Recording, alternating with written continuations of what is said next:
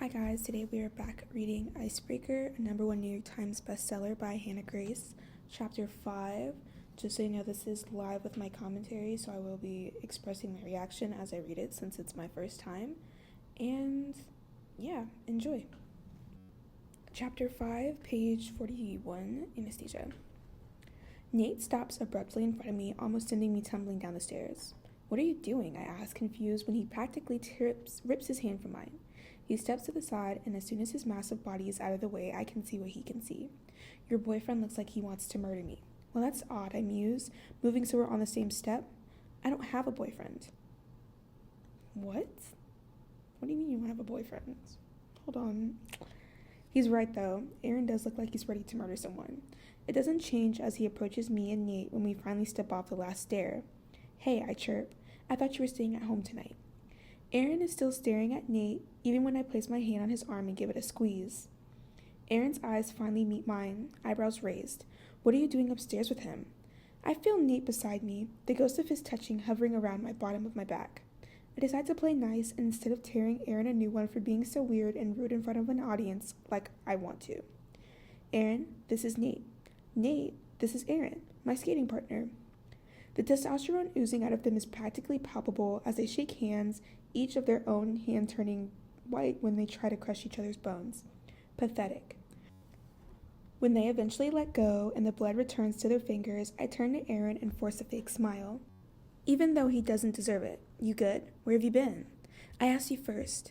"I was peeing. Is that a sufficient answer?" I snap, finally losing my composure. It's been a long-ass day, and I already had to tolerate Aaron's bullshit once, when he decided Ryan was public enemy #1 after the meeting. Isn't that literally your boyfriend who you just said you did not have?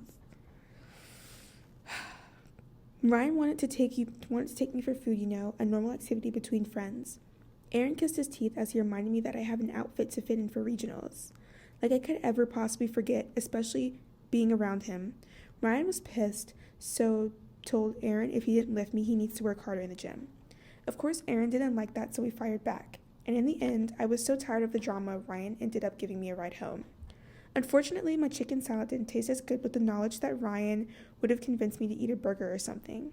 So now I'm irritated and hungry and a bit drunk, and once again watching Aaron being asked and embarrass me.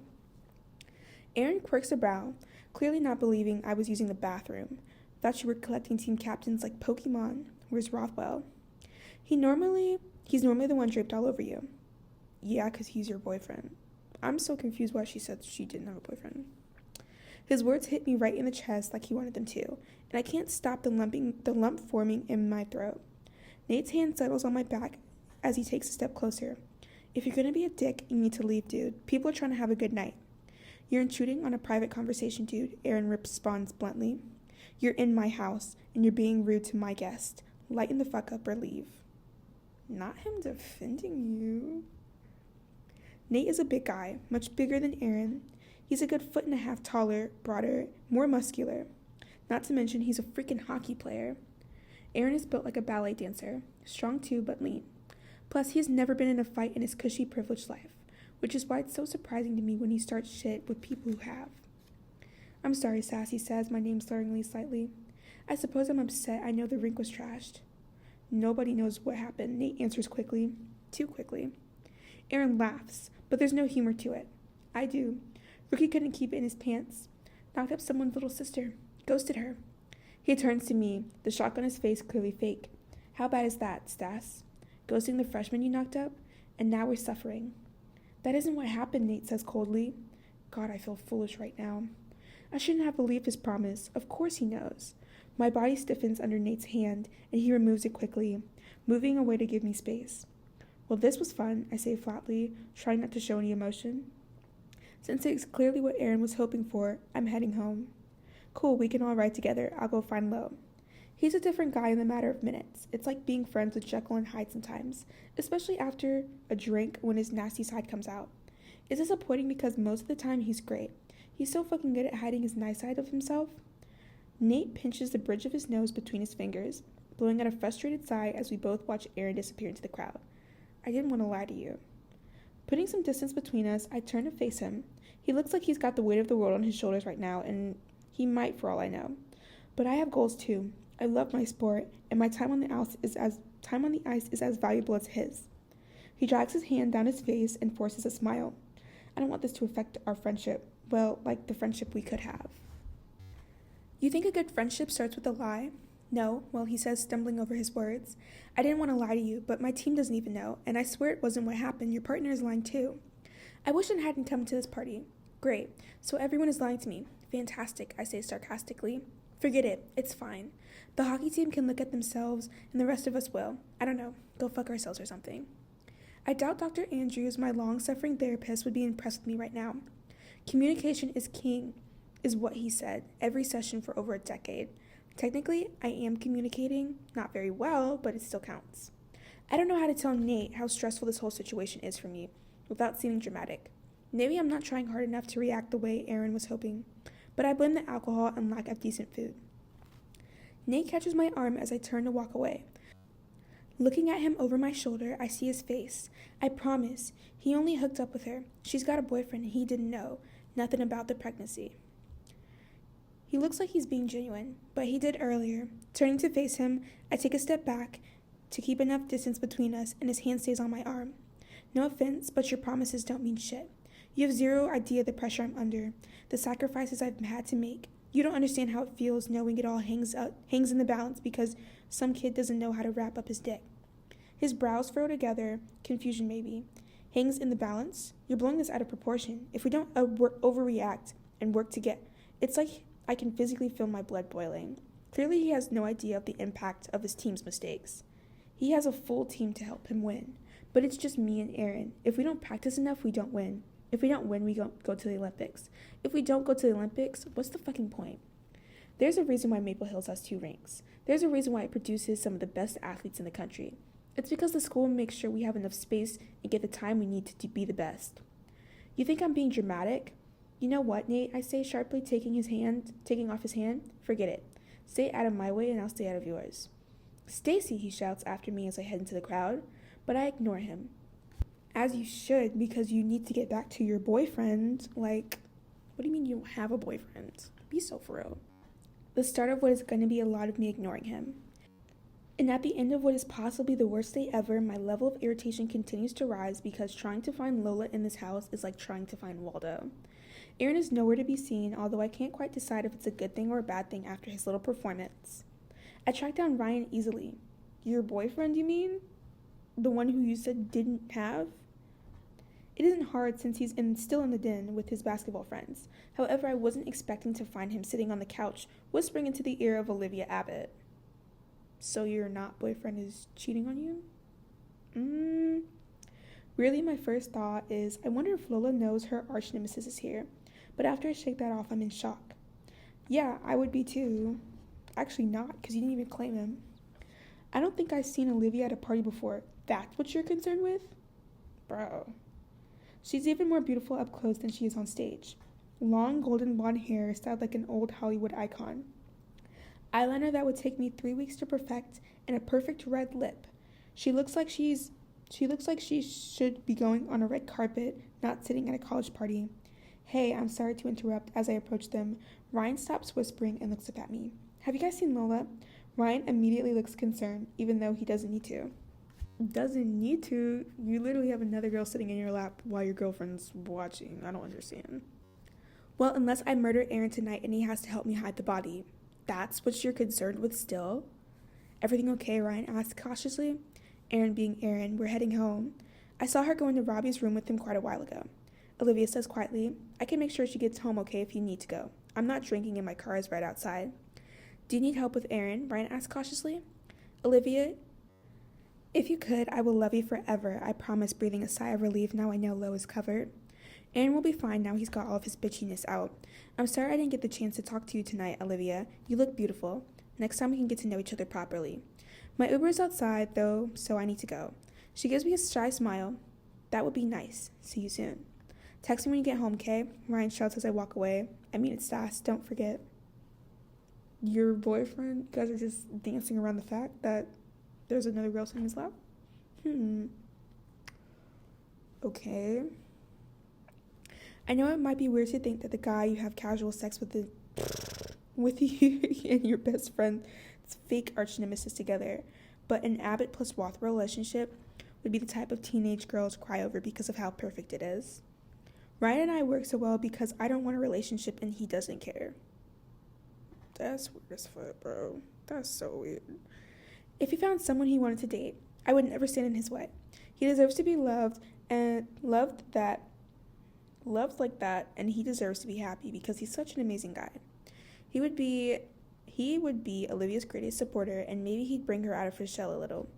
I don't know Olivia yet, but even when she gets the role Lola wants, Lola can't deny Olivia seems like a nice girl. I can't wait to see where this goes. Why are you so enthusiastic about this? This is so freaking weird, bro. I started working at Simone's rank freshman year when Rosie, a friend of a friend, mentioned her mom was looking to hire help. The cost of textbooks was mounting up, and I couldn't ask my parents for money since they were already paying for all of my skating stuff. Simone, the owner, paid for me to do a coaching qualification, which meant I could teach Saturday classes to kids under 10. All good, Simone asked, walking to the break room where I am sitting, contemplating what to eat. Yeah, I'm great. I'm going to grab some lunch before my next class, I think.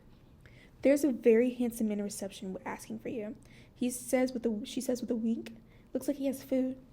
Venturing out of the reception desk, I see Simone is right. There is a very handsome man. Ryan looks super out of place with his energetic 6-year-old circling him, screeching. The second he spots me, his tired eyes soften, and the corner of his mouth tugs up. He holds out paper bags in each hand. Want to be my lunch date? Bro, this is such a weird dynamic. I've got another class at 1 p.m. Can you eat all that in 30 minutes? I can achieve a lot in 30 minutes. Anastasia, you should know that by now. Oh my gosh, what the fuck, bro? We settle down at the table in a quiet corner next to the concession stand, and he begins to unbox the food. Before you shout at me, I got you a Cobb salad, but I also got you a side of bacon and cheese fries and nuggets because I saw your post this morning about how important balance is. I roll my eyes because I'm not sure which of us is becoming more predictable. Balance is important. Stop teasing me. Anyway, thank you. You didn't have to bring me lunch. Well, 2 lunches, but I appreciate you. Where did you end up last night?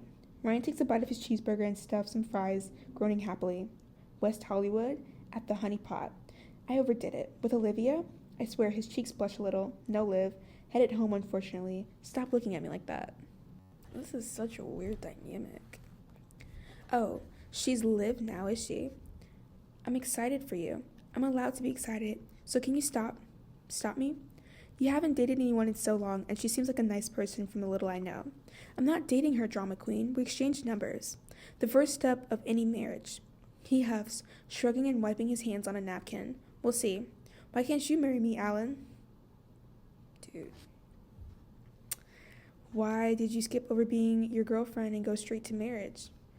Why date when we already are best friends? Dating is scary. Mind-blowing sex and someone who doesn't get pissy with my schedule. Sign me up. I'll put a ring on right now. Will you accept an onion ring instead of a diamond? I don't get pissy with your schedule because I'm too busy to notice you're busy, I say, leaning over to nudge him in the arm. Olivia, is nice, right? Take her out and see how it goes. Worst case scenario, you can tell your future kids you went on a date with a famous movie star or Broadway star, whatever she ends up becoming. Do you think it's a good idea for me to take advice from you, a huge contemplate-phobe? Commitment-phobe. Gosh, I am illiterate. He might have a point there. I'll ask her out, but if it goes horribly wrong, Anastasia, I'm blaming you. That's fair. Want to tell me how it went with Aaron? I can tell by the tone of his voice he's trying his best to seem calm and uninterested. In actual fact, based on the 12 texts he sent me at various stages of the night, I know he's very interested. He asked me if I was collecting team captains like Pokemon. I draw, unboxing my nuggets and throwing one into my mouth. Saw me coming down the stairs with Nate Hawkins and assumed I fucked him. I can't be reading this at college, bro. What the fuck is that guy's problem? Ryan mutters, stabbing his fries into ketchup aggressively. I don't know how you spend so much time with him. Even if you had been hooking up with Hawkins, it's no one else's business. You're a single woman and you can do what you want. I know, but Aaron revealed he found out what happened to the ring trashing, and Nate had promised me he didn't know minutes earlier, so it was a caused a bit of an argument. Aaron is a dick, Stassi. It's not great Hawkins lied, but at the same time, he's got to put his team first. It's not the same as me lying to you or something. You guys don't have to trust yet. Surely you understand. Yeah, of course I do, but when I was trying to explain how much this impacts me, he made it out like I was being dramatic. And whether I was or not, doesn't matter. How are we supposed to be equals when he doesn't even try to see my point of view? Being captain is a tough gig. Take it from me. You gotta think of 20 plus people as well as yourself. They're all looking for you to have their backs no matter what senseless shit they've done. It can fucking suck sometimes. Hawkins is a good guy though. Don't hold it against him. Not you encouraging this. This is such a weird dynamic. I'm having an intense staring contest with my nuggets because I can't look at Ryan's face while he's taking sense. He snickers, leaning forward to grab my attention. You're gonna hold it against him, aren't you? Definitely, without a doubt, forever. Even longer than forever if I can manage it. They threw a huge curveball into the mix, and I'm gonna stay away from all of them. He's laughing at himself before he says anything. You know curveballs are baseball, not hockey, right? Okay, yeah. Well, that was chapter 5. Yeah. I will post chapter 6 sometime later this week, so make sure to subscribe to be notified when I post. Thank you for my 11 followers. I love you all so much, and I'll see you next time. Bye.